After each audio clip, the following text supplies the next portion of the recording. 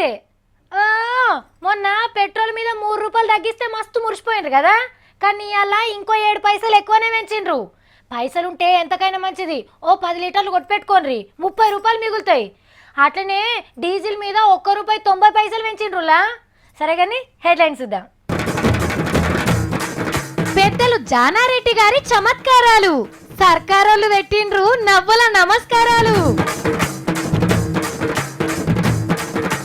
ముంగట్కి సాగని ఆంధ్ర అసెంబ్లీ, జగనన్న పార్టోళ్ళది గమ్మతి లొల్లి. ఒంటరైన కోదండరాం సార్, పాత రోజులు యాద్ చేసుకోండి మీరు.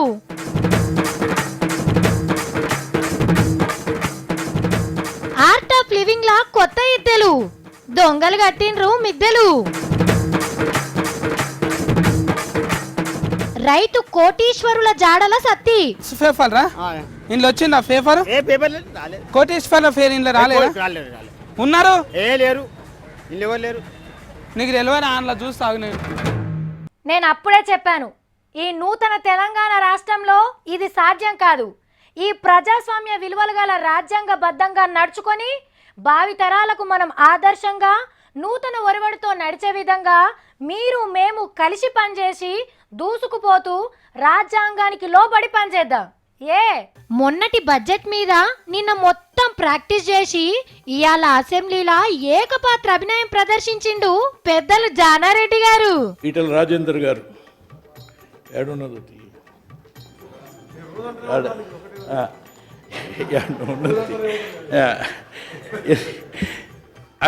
అంచేత ఆయన రాసిన పద్దుల పుస్తకం మళ్ళా ఆయనకే ఇయ్యమంటవేందే సారు. హాగో రాజేందర్ అన్న చిన్నగా నవ్వబట్టే ఎట్లా మాట్లాడుతుంది అనుకుంటారే. నేను మాట్లాడుతున్నటువంటి యొక్క పద్ధతుల్లో మా వాళ్లకు కొంతమందికి ఆవేశంతో లేక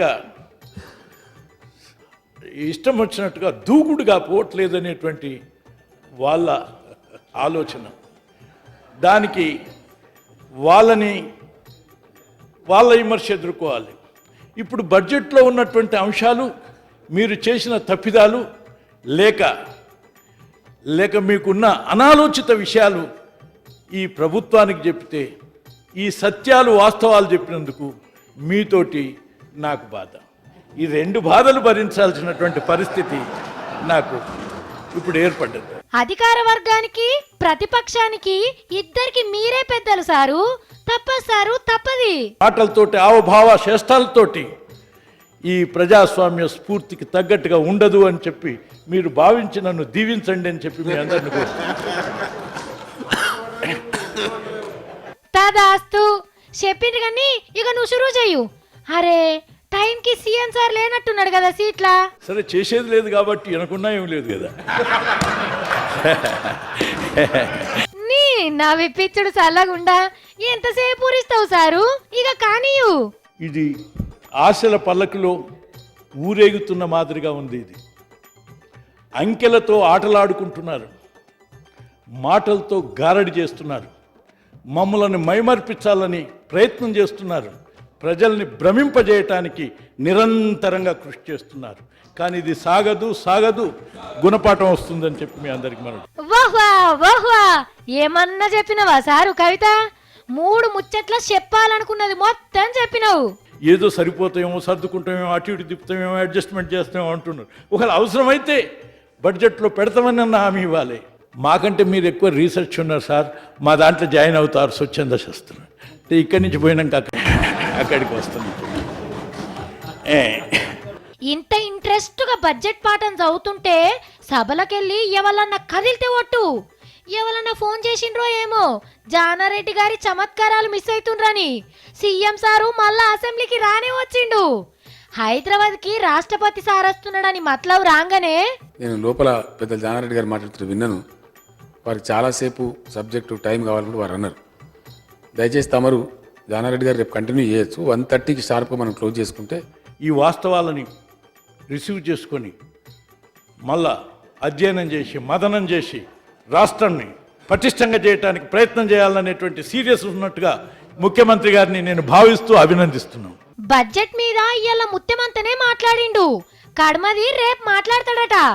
తెలంగాణ జేఏసీ అంటే ఎట్లుండనులా, రేపు వంట వార్పు అని అంటే చాలు రాత్రి సందే ఇంట్లో పొయ్యి ముట్టియకపోదురు. మైకుల ముంగట బంధు అని ఒక్క మాట చెప్తే చాలు 10 జిల్లాలలో ఉన్న దుకాణాలకు తాళాలు పడేటి. బస్సులు ఆపేద్దాం అని అంటే చాలు రోడ్ల మీదనే గోడలు కట్టేటోళ్ళు. ట్యాంకు బండి మీద మీటింగు అని చెప్పుడే ఆలస్యం, చెరువు కట్ట సరిపోనంత మంది వచ్చేటోళ్ళు. పెద్ద పెద్ద లీడర్లు కూడా గీ సంఘం పేరు చెప్తే వణికేటోళ్ళు. కుమ్మరి, కమ్మరి, వడ్రంగి, గీత, నేత, సబ్బండ వర్ణాలు పనులు బంధు పెట్టి లడాయి చేసేటి. ఏది ఏది చేయమంటే అదే చేసేటోళ్ళు పబ్లిక్. మరి ఇప్పుడు ఎట్లున్నదో తెలుసునా? తెలంగాణ సెకండ్ బర్త్డేను జేఏసీ సూసుడు డౌటే కొడుతుంది. జేఏసీ బరువును మోసిన సర్కార్ కొలువుల సంఘాలు కాడిని దించినాయి. మీకు మాకు ఏం సంబంధం లేదు అని కటిప్ చెప్పిండ్రు సాప్ సీదా. తెలంగాణ కోసం ఒక్క ఛత్రి కిందకు వచ్చినాం. ఇక మరి మన తెలంగాణ మనది మనకైనాక ఇంకా జేఏసీలెందుకు బోఏసీలెందుకు అని తీర్మానం చేసి కోదండరాం సార్కి రామ్ రామ్ చెప్పిండ్రు మాతోవ మేమే చూసుకుంటామని. తెలంగాణ వచ్చినాక ఇలా పరిస్థితి మునుపు లెక్కున్నదా? అడిగిన దానికంటే ₹1 ఎక్కువనే జీతం పెంచే సీఎం సారు. బంగారు తెలంగాణను కలవరించుకుంటవైన సామిగౌడన్న మండలి చైర్మన్ అయితే సీనన్న ఎమ్మెల్యే అయిండు. దేవి ప్రసాద్ అన్నకు ఎమ్మెల్సీ టికెట్ వచ్చినా గాచారం మంచిగా లేక ఓడిపోయిండు కానీ మళ్ళా ఏదన్నా పదవచ్చే కోపున్నదట. సర్కార్లా అంత ఇళ్ళ లీడర్లే ఉన్నాక ఇక మంచి చెడ్డల కోసం జేఏసీ దేనికి చెప్పుండ్రి. ఇక ఏమున్నా చిన్న చిత్క సంఘాలే, ఎవలున్నా ఎవలు పోయినా నేనే ఒక సైన్యం అనుకుంటా ముంగట్టుకోతాడట కోదండరాం సార్. మరి సార్తోని కలిసి నడిచేదెవలో, వచ్చే ఈ కొత్తోళ్ళెవలో చూడాలే. తట్టెడు మట్టి లొట్టెడు నీళ్ల ఉద్యమం ఉధృతమైంది. ఢిల్లీలా చేయి గుర్తోళ్ళు జరసేపు జంగు లేపిండ్రు. మట్టిని మట్టితోనే, నీళ్లను నీళ్లతోనే సాధించాలి అనే ఇలా ఉద్యమానికి బాగానే స్పందన కనిపించింది. ప్రత్యేక హోదా పంచాదిని ఇంకింత పెద్దగా చేసి పార్టీని ఉరికిపిద్దామని ఢిల్లీకి పోయిండ్రు కదా ఆంధ్ర చేయి గుర్తోళ్ళు. ఇక అక్కడ ఏం జరిగిందో ఇప్పుడు చూద్దాం.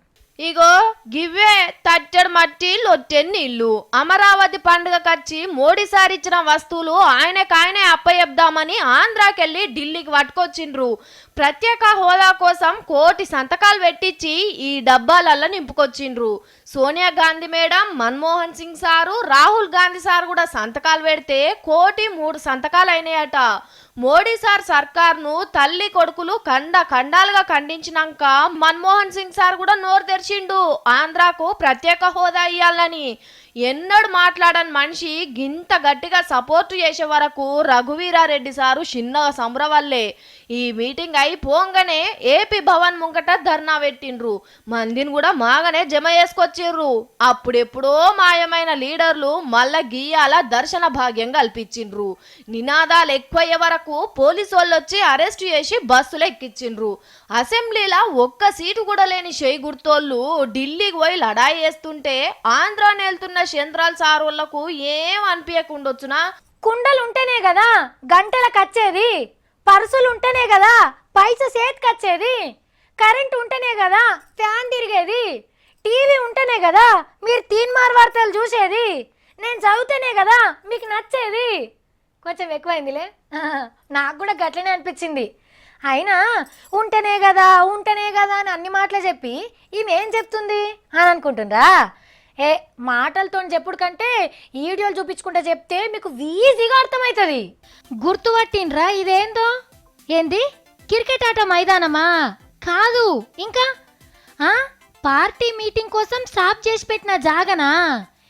కాదులా, పట్నం పబ్లిక్కి చాలా మందికి తెలిసిందే.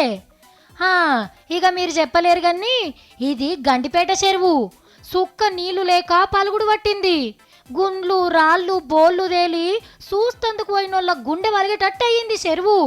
గొర్రె జీవాల ధూపమందం కూడా నీళ్లు లేకుండా అయ్యింది పరిస్థితి.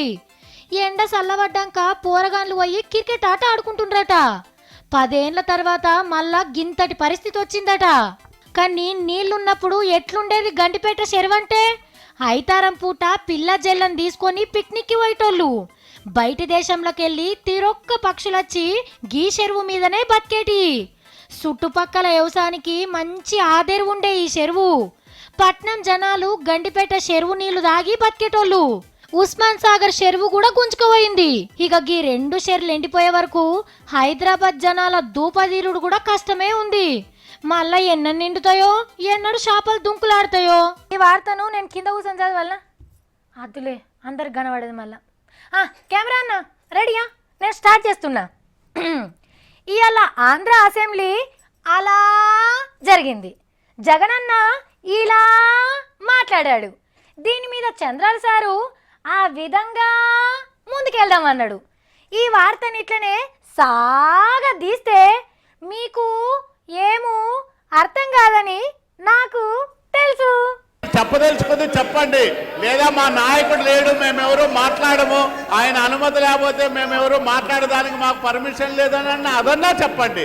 ఇగో గిదే ఇవాళ ఆంధ్ర అసెంబ్లీలో నడిచిన పెద్ద ముచ్చట. మేము అలిగి బయటికి పోదామంటే గదే, వాకౌట్ చేద్దామంటే స్పీకర్ సార్ మాకెళ్ళి అస్సలు చూస్తలేడు అని కుర్చీల నిడిసి కింద కూసున్నారు జగనాల్ సార్ పార్టోళ్ళు. అందరూ తలో దిక్కు సదిరి చెప్తే మళ్ళా కూసున్నారు. కానీ చంద్రాల సారు ఎన్నలేంది ఇవాళ మస్తు ఖుషీగా కనిపించిండు. కష్టాలలో ఉన్నామని మస్తు నవ్వుకుంటా చెప్పిండు. అందులో బీఓటీ పీపీపీ అన్నీ ఉన్నాయి. అది కూడా మీరు గుర్తుపెట్టుకోవాలి. తెలంగాణకు 45,000 కోట్లు రోడ్లకి ఇచ్చారు కాబట్టి అవన్నీ ఉన్నాయి. అవన్నీ తీసేసి నేను చెప్పాను మనంతా ఇబ్బందుల్లో అని చెప్పాను.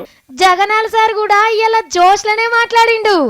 ఆయన చేస్తాడు చేస్తాడు చేస్తాడు చేస్తాడు చేస్తాడు అని వెయిట్ చేస్తూనే ఉన్నాం అధ్యక్ష. మేము 2 ఏళ్ల నుంచి అదిగో ఇదిగో అదిగో ఇదిగో అని చూస్తూనే ఉన్నాం. ఏం భాషలు సార్ ఇవన్నీ? ఇవన్నీ ఇట్లున్నాయి కానీ ఆంధ్రప్రదేశ్ పునర్విభజన చట్టం 2014లో పేర్కొన్న సెక్షన్ 8 అమలు. సెక్షన్ 8 అంటే ఎరికే కదా, మన హైదరాబాద్ లా గవర్నర్కే పెత్తనం ఉండాలి, మన సర్కార్ది ఏముండది. ఏం చెయ్యాలన్నా గవర్నర్ సారే అటు ఇటు మాట్లాడి చేయాలి. ఇగో అసొంటి రూల్ ని మళ్ళా పెట్టుండ్రని తీర్మానం చేపించిండు. దొరుకుతారు అడుగుతా. పెద్ద సార్ ఉందా? ఉన్నారు.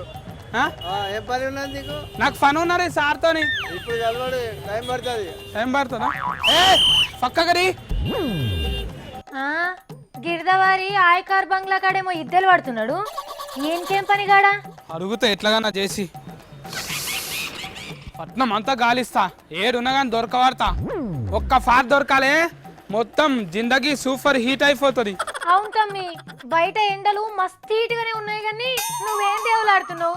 మళ్ళీ వాళ్ళు చాలా ఫిరమైన రైతులు ఉత్తగానే దొరుకుతారా? హైదరాబాద్లో ఏదో దాక్కున్నారో ఏమో. రైతులు పిరమేంద్ర నాయన, ఏం మాట్లాడుతున్నావు నువ్వు? ఒక్క రైతు దొరికింది అనుకో, నువ్వొద్దు నీ నౌకిరొద్దు, ఆర్తలు కూడా వద్దు. ఊళ్ళో పోయి మంచిగా తిప్పగా తిని బొడ్రాయి కాడ అంతా గిట్లా అర్థం చేసుకునే. గా నడుమ మోడీ సారు రైతే రాజంటే అప్పుడు ఏషం కట్టినావు కదా, ఏమైంది మరి? ఇప్పుడు అట్లా కాదు, నా పంతే నన్ను రాజుని చేస్తుంది.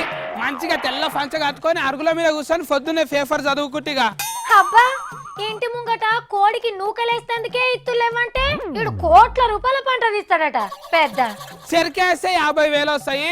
పత్తి కందులు ఫస్ట్ వేసినా కూడా 1,00,000 రూపాయల కన్నా ఎక్కువ రావు. మళ్ళీ వాళ్ళేం పంటలు వేస్తున్నా ఏమో కోట్ల రూపాయలు వస్తున్నాయంట. కోటి అడ్డ మీద ఉప్పర్ పనుకోయే రైతులు ఉన్నారు కానీ రైతులు కోటీశ్వర్లు ఎట్లా అవుతారా? అయిన రాక మనకు తెలియని అందరిని అడిగిన ఎవ్వరు చెప్తలేరు. అసలు వాళ్ళు ఏం పండించినా కూడా సమదే అయితలేదు నాకు. అవునా? మరి మన ఊర్లో సర్పంచ్ సాబ్ కి 18 ఎకరాలు ఉన్నది కదా, ఆయన అడగకపోయినావు? మొన్న అడిగితే అరే సత్తిగా నువ్వు పట్నంలో కొలువు చేస్తున్నావు, అరే నాకు అప్పులు ఉన్నాయి జరాన్ని పైసలు ఇస్తావా అంటాను అన్నాడు. అట్లా అన్నాడా? మరి మన ఊర్లో బంగ్లా నారాయణ ఉన్నాడు కదా, ఆయనకి ఎంత ఉంది వ్యవసాయం? ఆయనకు చెరువు కిందనే 50 ఎకరాల భూమి ఉన్నదక్క. అందులో కందులు చెరుకు పత్తి మినుము అన్నీ వేస్తాడు అందులోనే. మరి ఆయనని అడగకపోయినావు? మంచిగా చెప్తుండే ఎంత సంపాదిస్తుండో. ఆయన ఏం సంపాదించిండు అక్క లోట ఫీజు. ఆయన ఇంకా బిడ్డ పెళ్లికి బ్యాంకులు అప్పు తెచ్చిర్రు, అప్పు కట్టలేరా అంటే బ్యాంకు వాళ్ళు వచ్చి మొన్న ఇద్దరు తీసిపోయినరు.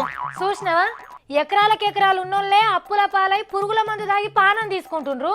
ఇక్కడ కోట్లు సంపాదించే రైతులు ఏడున్నారు తమ్మా? మనకు తెలియకుండా ఏం పంట పండిస్తారు అరుచుకోవాలక్క. అది కాదు కానీ సత్తి, అసలు ఏమై ఉంటదిరా? వాళ్ళు ఎట్లా సంపాదిస్తుండ్రంటావు కోట్ల కోట్లు? నీళ్లు లేకున్నా ఇత్తనాలు లేకున్నా పంట వండుతున్నారా? ఎరువులు లేకుండానే ఎకరాలు ఎకరాలు పంట వండి డబల్ అవుతున్నారా? గవ్వేం పంటలు రా బాబు, దునియాలనే లేని పంటలు. పొద్దుతిని కూడా ఇత్తనాలు వేస్తే పువ్వు పుయ్యకుండానే నూనె ప్యాకెట్లు అవుతుండొచ్చు నాక. ఒక్కొక్క గోధుమ చెట్టుకు 5-6 కిలోల గోధుమ పిండి వస్తుండొచ్చునా? ఒరేస్తే డైరెక్ట్ గా బియ్యమే వస్తుండొచ్చునా? కందులు వేయకుండానే భూమిలోకి వెళ్ళి కంది పంపు వస్తుండొచ్చునా? దసంటి ఇత్తనాలని దొరకబట్టి మన చేనులు వేస్తాక నేను. ఓ కోడా, గివ్వేం పంటలరా? మరి హైదరాబాద్ లా 162 మంది రైతులు కోట్ల కోట్లు ఉత్తగానే సంపాదిస్తున్నారు ఆక. నీ పరాశకం కాకపోతే ఊర్లో ఉన్నోళ్ళే ఎన్కేస్తలేరంటే ఇక పట్నంలో ఉన్న రైతులు వాళ్ళు ఏం సంపాదిస్తారు తమ్మి? భూమే లేదిడా, మిద్దెల మీద పండిస్తుండ్రా? అవునాక, హైదరాబాద్ లా ఇండ్ల మీదనే మన్ను పోసుకొని పంట పండిస్తున్నారు. నువ్వు చెప్తలేవు, నాకు ఇప్పుడు అపార్థం అయింది. అరే అట్లా కాదురా బాబు, వాళ్ళు రియల్ ఎస్టేట్ చేసి లంచాలు తీసుకొని పెండ్లం పిల్లల పేర్ల మీద ఆస్తులు రాపిచ్చి ఇదంతా వ్యవసాయం మీద వచ్చింది అని చూపిస్తారా? గసుంటోళ్ళది గీ లెక్క. సరే గల పేర్లను బయట పెట్టి వాళ్ళ సంగతాలు చూస్తారు గాని నువ్వైతేరా. జైట్లీ సారే అన్నాడాక, కోట్లు సంపాదిస్తోళ్ళు హైదరాబాద్ లోనే ఉన్నాడు అంటాను అన్నాడు. ఇంట్ల మీదనే సంపాదిస్తున్నారు కదా, నేను ఎట్లాగానో చేసి దొరకవాడితే ఇప్పుడు మొత్తం తిరుగుతా, నెత్తికి డస్ట్ కట్టుకుంటా చెమట రాకుండా. చూసిన రానుల్లా అడ్డంతో వల అడ్డదిడ్డంగా వెనకేసి ఇదంతా మేము వ్యవసాయం మీద సంపాదించినాం అని లెక్కలు చెప్పిండ్రు. ఎందుకో తెలుసా? వ్యవసాయం మీద పన్ను అడగారు కదా గందుకు. పౌల్లా మొన్న 11, 12, 13 తారీఖులల్లా ఢిల్లీలో ఒక్క దొంగతనం కూడా జరగలేదట. పనేం లేక పోలీసోళ్ళు స్టేషన్లో కూర్చొని మంచిగా గోల్ తీసుకుంటున్నారట. పట్నం అంతా చాలా ప్రశాంతంగా, ఎలాంటి దొంగతనాలు దోపిడీ లేకుండా ఉండు ఇదే ఫస్ట్ టైం అట. గీ 3 రోజుల తర్వాత పాత దొంగలు కూడా మస్తు ఇలువగా బతుకుని నేర్చుకున్నారట. ఇంట్లో ఫ్రిడ్జులు, కలర్ టీవీలు, సోఫాలతోని దర్జాగుంటుండ్రు. తోసిన కాడికి అన్నదానాలు దాన ధర్మాలు కూడా చేసి అవురా దొంగన్నయ్యలు అని అనిపించుకుంటారట. ఇక అప్పుడప్పుడు ఇంటి ముంగట సంగీత కచేరీ, భరతనాట్యం చేసుకుంటా వచ్చిన వాళ్ళని మస్తు ఖుషి చేసి తోలుతుండ్రట. మరి ఈ దొంగల జీవితాల్లో ఇంతటి వెలుగు రావడానికి కారణం ఇది. వన్నెలకు వైకుంఠం పోతే ముసలి మొగన్ని మొసలెత్తుకపోయిందట. ఇగో గట్లనే అయ్యింది శ్రీ శ్రీ రవిశంకర్ అయ్యవారి పేరంటానికి పోయిన వాళ్ళకు కూడా. పండుగ మురిపంలా భక్తులంతా కండ్లు మూసుకొని ధ్యానంలో నిమగ్నమై ఉంటే ఒక్కొక్క దొంగ డబుల్ 3 డ్యూటీలు వేసిండ్రట. కొందరైతే ఓటీలు కూడా వేసుకొని పోయినరట. మళ్ళా గింత సక్కటి సాన్స్ రాదని కన్నుకు తెలవకుండా గుడ్డును మాయం చేసినంత ఈజీగా ఈ స్మార్ట్ ఫోన్లు, అల్కటి కంప్యూటర్లు, పర్సులు, పైసలు, గడియారాలు, బ్యాగులు, బట్టలు, బొట్టలు, చెప్పుల కాంచేది ఎత్తుకపోయినరట. ఆఖరికి దేవుళ్ళ విగ్రహాలను కూడా ఇడిచిపెట్టలేదట. బయటి దేశ పోళ్ళకైతే తొవ్వ ఖర్చులు కూడా మిగిలనీయలేదట. తన చేసుడు ఎట్లనో వీళ్ళు నేర్చుకుంటారు అన్నట్టు. 4 మంచి మాటలు ఇందామని మేము వస్తే మా జేబులు ఊడ్చుకోబోయినరని 200 మందికి మీదనే పోలీస్ స్టేషన్లో నిలబడి కేసులు పెట్టిండ్రంటే ఈ పండుగ దొంగలకి ఎంత అక్కడికి వచ్చిందో చూడుండ్రిగా. పెద్దలు జానారెడ్డి గారి చమత్కారాలు, సర్కారోళ్ళు పెట్టిండ్రు నవ్వుల నమస్కారాలు.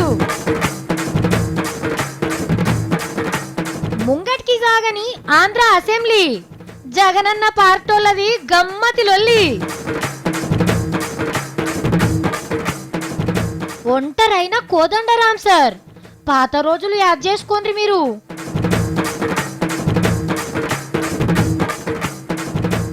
ఆర్ట్ ఆఫ్ లివింగ్ లా కొత్త ఇద్దెలు, దొంగలు కట్టిండ్రు మిద్దెలు.